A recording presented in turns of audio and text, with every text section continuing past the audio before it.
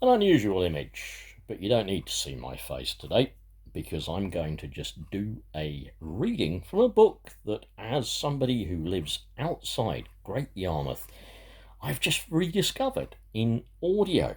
And I read it because today's chapter that I've just heard, which is chapter 3, I Have a Change, is a chapter that mentions Great Yarmouth. You might recognise some of the places, although, of course, the novel was written in the 1800s, and you might recognise a name later on, the name of Peggotty. So here is David Copperfield on his journey with a local carrier on his horse to Great Yarmouth. The carrier's horse was the laziest horse in the world, I should hope, and shuffled along with his head down, as if he liked to keep people waiting to whom the packages were directed. I fancied, indeed, that he sometimes chuckled audibly over this reflection, but the carrier said he was only troubled with a cough. The carrier had a way of keeping his head down like his horse and drooping sleepily forward as he drove, with one of his arms on each of his knees. I say drove, but it struck me that the cart would have gone to Yarmouth quite as well without him, for the horse did all that. And as to conversation, he had no idea of it but whistling. Peggotty had a basket of refreshments on her knee, which would have lasted us out handsomely if we had been going to London by the same conveyance. We ate a good deal and slept a good deal. Peggotty always went to sleep with her chin upon the handle of her basket, her hold of which she never relaxed. And I could not believe, unless I had heard her do it, that one defenceless woman could have snored so much. We made so many deviations up and down lanes, and were such a long time delivering a bedstead at a public house and calling at our places, that I was quite tired and very glad when we saw Yarmouth. It looked rather spongy and soppy, I thought, as I carried my eye over the great dull waste that lay across the river, and I could not help wondering if the world were really as round as my geography book said.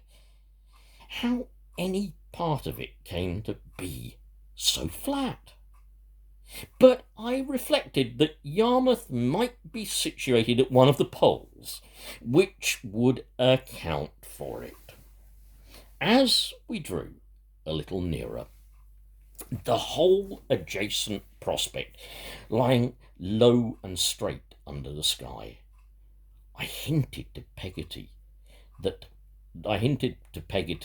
a mound or so might have improved it, and also if that land had been more separated from the sea, and the tide had not been quite so mixed up like toast and water, it would have been nicer. But Peggotty said, with greater emphasis than usual, that we must take things as we found them, and for her part, she was proud to call herself a Yarmouth bloater. When you got into the street, which was strange enough to me, and smelled of fish and pitch and oakum and tar, and the sailors walking about, who heard my expression of delight with great complacency, and told me it was well known, I suppose, to those who had the good fortune to be born bloaters, that Yarmouth was, upon the whole, the finest place in the universe. "Here's my ham," screamed Peggotty, "growed out of knowledge." He was waiting for us, in fact, at the public house, and he asked me how I found myself, like an old acquaintance. I did not feel at first that I knew him as well as he knew me, because he had never come to our house since the night I was born, and naturally he had the advantage of me. But our intimacy was much advanced by his taking me on his back to carry me home. He was now a huge, strong fellow, about 6 feet high, broad in proportion and rounded-shouldered, but with a simpering boyish face and curly hair that gave him quite a sheepish look. He was dressed in a canvas jacket and a pair of very stiff trousers that would have stood quite well alone without any legs in them, and you couldn't so properly have said that he wore a hat as he were covered in a top, like a building with something pitchy. Ham, carrying me on his back, and a small box of ours under our arm, and Peggotty, another small box of our arm under ours, we turned down the lanes, bestrewn with chips and little hillocks of sand. We went past gasworks, rope walks, boat builders' yards, shipwrights' yards, shipbreakers' yards, caulkers' yards, riggers, lofts, smiths, forges, and a great litter of such places until we came upon the dull waste I had already seen at a distance, when Ham said, "Yon's our house, Master Davy." I looked in all directions, as far as I could stare over the wilderness, and away at the sea, and away at the river, but no house could I make out. There was a black barge or some other kind of superannuated boat not far off, high and dry on the ground, with an iron funnel sticking out of it for a chimney and smoking very cosily, but nothing else in the way of a habitation that was visible to me. "That's not it," I said. "That ship-looking thing." "There it is, Mr. Davy," returned Ham. If it had been Aladdin's palace, rock, egg, and all, I could not have been more charmed with the remote romantic idea of living in it. There was a delightful door cut in the side, and it was roofed in, and there were little windows in it. But the wonderful charm was that the very real boat, which had no doubt been upon the water many times, and which had never intended to be lived in on dry land, that was the captivation of it to me. If it ever had been meant to be lived in, I might have thought it small or inconvenient or lonely, but never having been designed for any such use, it became a perfect abode. It was beautifully clean inside, and as tidy as possible. There was a table and a Dutch clock and a chest of drawers, and the chest of drawers, on it there was a tea tray with a painting on it of a lady with a parasol taking a walk with a military-looking child who was trundling a hoop. The tray was kept from tumbling down